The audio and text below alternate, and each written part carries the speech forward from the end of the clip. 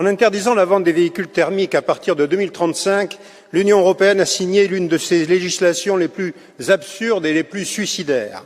Sous couvert d'une transition écologique dogmatique, Bruxelles offre sur un plateau le marché européen de l'automobile aux constructeurs chinois et américains.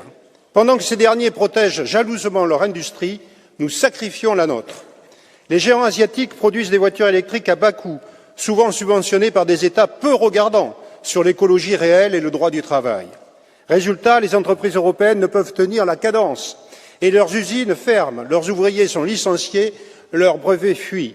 Dans ce domaine, comme dans tant d'autres, le rêve européen devient un cauchemar industriel.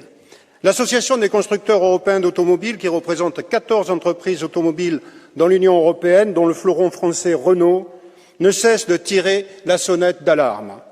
Le chancelier allemand s'est prononcé lundi en faveur d'une révision de cette interdiction, comprenant bien les défis majeurs auxquels fait face l'industrie automobile.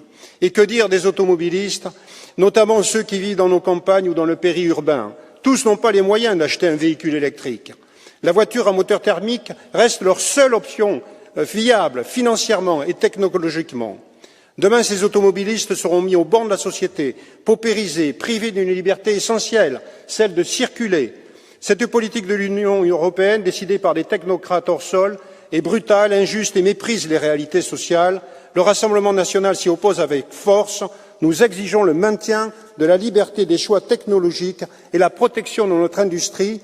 L'écologie dogmatique ne doit pas être un prétexte à la déconstruction de notre économie.